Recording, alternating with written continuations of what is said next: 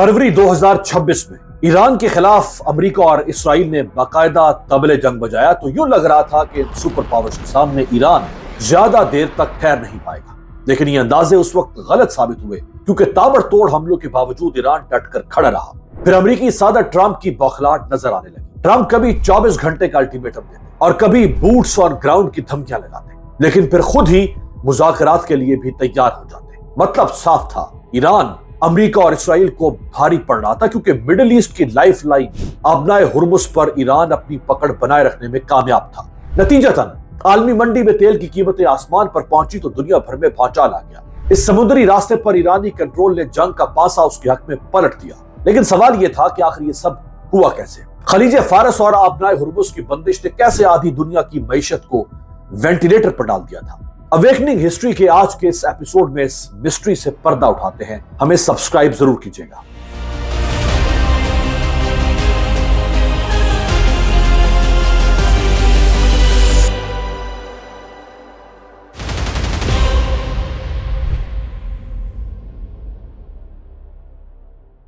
दो 2026 में middle east में कशीदगी एक खुली महाजाराई की शक्ल इख्तियार कर गई, जिसमें फजाई हमलों, साइबर वॉरफेयर और प्रॉक्सी ग्रुप्स के जरिए ईरान, अमेरिका और इसराइल ने एक दूसरे पर दबाव बढ़ाया। अमेरिका और इसराइल का इब्तदाई ख्याल था कि शदीद हमलों के जरिए ईरान की फौजी और न्यूक्लियर सलाहियत को जल्द कमजोर किया जा सकता है। लेकिन ये कैलकुलेशन धरी की धरी रह गई क्योंकि ईरान ने न सिर्फ अपने दिफाई निजाम को बरकरार रखा बल्कि खित्ते में अपने इत्तेहादी नेटवर्क्स को भी एक्टिव कर दिया।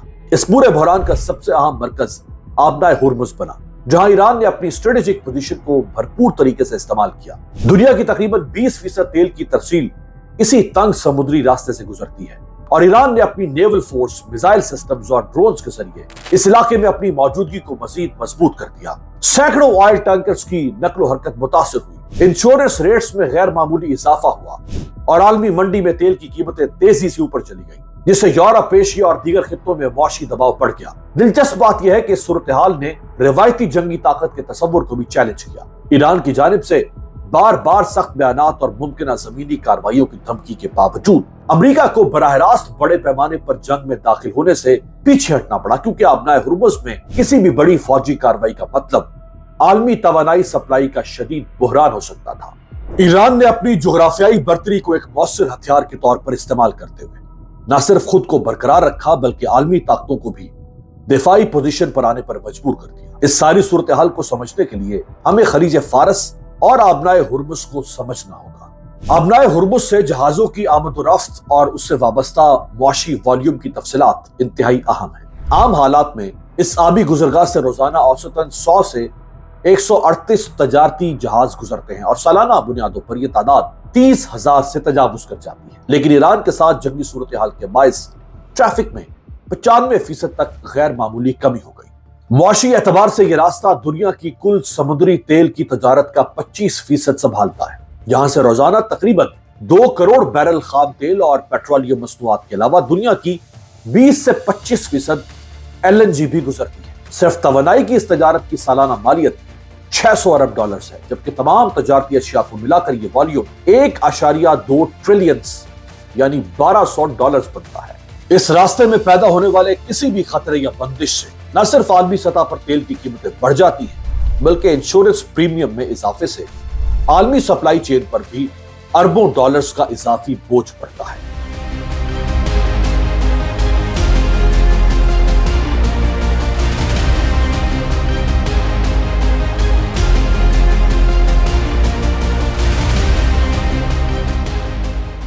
खलीज फारस और आबनाए हुर्मुज मशरिक वस्ता में वाक़ दुनिया की अहम तरीन आबी गुजरगाहें हैं जो आलमी तवानाई की तरसील के लिए शहरक की हैसियत रखती है। आबनाए हुर्मुज की हिफाजत और दिफाई पहलू इस कदर हसास है कि यहाँ जरा सी कशीदगी पूरी दुनिया की मईशत को हिलाकर रख देती। ईरान के पास इस आबनाए का सबसे तवील साहिल है और उसके कई अहम जजीरे जैसे कश्म और हुर्मुज बिल्कुल इस रास्ते के दहाने पर वाक़ है। ईरान के पास ये ऑप्शन हमेशा मौजूद रहता है कि अगर उस पर हमला हुआ तो वो इस आबनाए को बंद कर देगा।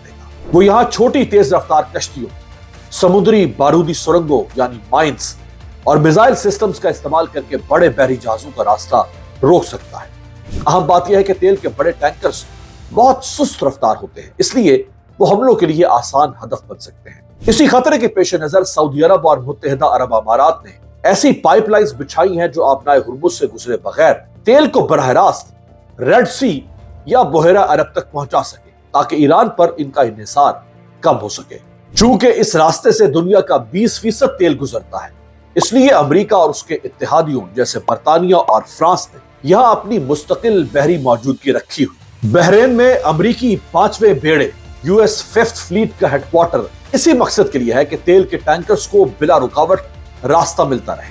اب یہ بھی سمجھ لیں کہ خلیج فارس اور آبنائے ہرمز کیا ہے۔ اگر آپ مڈل ایسٹ کے نقشے پر نظر ڈالیں تو یہ خلیج فارس جزیرہ نمائے عرب اور جنوب مغربی ایران کے درمیان واقع ایک نیم بند سمندر ہے، جس کے ساحل ایران، سعودی عرب، متحدہ عرب امارات، قطر، کویت، عراق، بحرین اور عمان سے ملتے ہیں۔ اس اہم سمندر کو خلیج عمان اور بحیرہ عرب سے جوڑنے والا تنگ راستہ آبنائے ہرمز کہلاتا ہے، جس کے شمالی جانب ایران اور جنوبی سمت میں عمان اور متحدہ عرب امارات واقع ہیں۔ یہ سی روٹ جغرافیائی طور پر اتنی تنگ ہے کہ اپنے سب سے کم چوڑائی والے مقام پر یہ محض 21 میل یعنی 33 کلومیٹر رہ جاتی ہے، جہاں بحری جہازوں کی آمد و رفت کے لیے مخصوص کیے گئے راستے صرف 2 میل چوڑے ہیں، جو اسے دنیا کا حساس ترین سمندری راستہ بناتے ہیں۔ یہ بحری راستے کوئی نئے نہیں بلکہ ان کی تاریخ صدیوں پرانی ہے۔ آبنائے ہرمز اور خلیج فارس ہزاروں سال سے عالمی تجارت اور سیاست کا مرکز رہے ہیں۔ قدیم دور میں یہ راستہ میسوپوٹیمیا یعنی عراق، انڈس ویلی یعنی ہند اور ایلمائٹ یعنی ایران جیسی عظیم تہذیبوں کے درمیان تجارت کا اہم ذریعہ تھا۔ سلک روڈ یعنی شاہراہ ریشم کا حصہ ہونے کی وجہ سے یہاں سے چین کا ریشم، ہندوستان کے مسالے اور خلیج کے موتی اور گھوڑے پوری دنیا میں بھیجے جاتے تھے۔ 16ویں صدی کے آغاز میں یہ علاقہ 9 آبادیاتی طاقتوں کی کشمکش کا شکار ہوا، جب پرتگالی مہم جو ایفونسو ڈی البکرکی نے ہرمز پر قبضہ کر کے تجارتی راستوں پر کنٹرول حاصل کرنے کے لیے قلعہ تعمیر کیا۔ تاہم 1622 میں ایرانی صفوی سلطنت اور برطانوی ایسٹ انڈیا کمپنی کے مشترکہ دستوں نے پرتگالیوں کو یہاں سے نکال باہر کیا، جس سے برطانوی اثر و رسوخ کا آغاز ہوا۔ پھر صدیوں تک یہ خطہ سلطنت عثمانیہ، فارسی سلطنتوں اور عرب قبائل کے درمیان اقتدار کی جنگ کا میدان رہا۔ دلچسپ بات یہ ہے کہ تیل کی دریافت سے پہلے خلیج فارس دنیا میں قدرتی موتیوں کی تجارت کا سب سے بڑا مرکز تھا، جس کی مانگ پیرس سے دلی تک کے شاہی درباروں میں تھی۔ جدید تاریخ میں 1908 میں ایران میں تیل کی دریافت نے اس خطے کی اہمیت کو یکسر بدل کر اسے عالمی توانائی کی شہرک بنا دیا، اور پھر ایران عراق جنگ کی ٹینکر وار سے لے کر حالیہ دہائیوں کی کشیدگی تک اس کے حساس محل وقوع نے عالمی سیاست میں اپنا کلیدی مقام برقرار رکھا ہے۔ آپ کے ذہن میں شاید یہ سوال ابھر رہا ہو کہ آبنائے ہرمز پر ایرانی کنٹرول سے پریشان خلیجی ممالک کوئی دوسرا راستہ کیوں نہیں اپنا لیتے؟ اس کا جواب یہ ہے کہ خلیجی عرب ممالک، خاص طور پر سعودی عرب، متحدہ عرب امارات اور قطر کے لیے آبنائے ہرمز کا کوئی مکمل متبادل آج تک اس لیے نہیں بن سکا کیونکہ جغرافیہ خود ایک بہت بڑی رکاوٹ ہے۔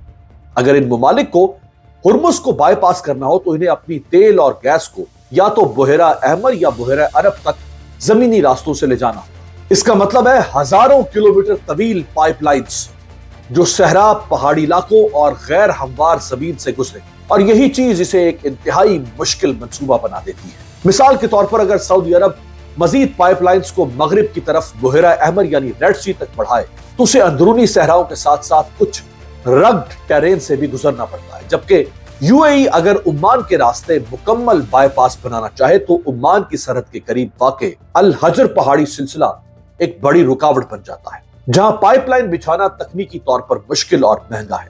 اسی طرح قطر کے لیے سب سے بڑا مسئلہ یہ ہے کہ وہ ایک چھوٹا LNG پیننسولا ہے اور اس کی ایکسپورٹ مکمل طور پر سمندری راستے پر انحصار کرتی ہے، کوئی سیدھا زمینی متبادل موجود نہیں۔ سب سے اہم فیکٹر کاسٹ اور ٹائم ہے۔ ایسے کسی بھی متبادل روٹ کی تعمیر پر اربوں ڈالرز خرچ ہوں گے اور اسے مکمل ہونے میں کئی سال لگیں گے۔ اس کے علاوہ سیکیورٹی بھی ایک بڑا مسئلہ ہے۔ اگر پائپ لائن یمن یا دیگر غیر مستحکم علاقوں کے قریب سے گزرے تو وہ خود حملوں کا آسان ہدف بن سکتی ہے۔ یہی وجہ ہے کہ خلیجی ممالک نے مکمل متبادل بنانے کے بجائے صرف جزوی راستے یعنی بیک اپ روٹس بنائے۔ سعودی عرب نے آبنائے ہرمز پر انحصار کم کرنے کے لیے اپنی ایسٹ ویسٹ پائپ لائن تیار کی ہے، جو تقریباً 7 ملین بیرل یومیہ تیل کو ریڈ سی تک منتقل کرنے کی صلاحیت رکھتی ہے۔ اسی طرح UAE نے بھی اپنی فجیرہ پائپ لائن کے ذریعے روزانہ تقریباً 1.5 سے 2 ملین بیرل تیل کو آبنائے ہرمز سے باہر نکالنے کا متبادل راستہ بنایا۔ تاہم ان تمام متبادل راستوں کے باوجود حقیقت یہ ہے کہ یہ مجموعی طور پر بھی آبنائے ہرمز سے گزرنے والی مکمل عالمی تیل سپلائی کو ریپلیس نہیں کر سکتے۔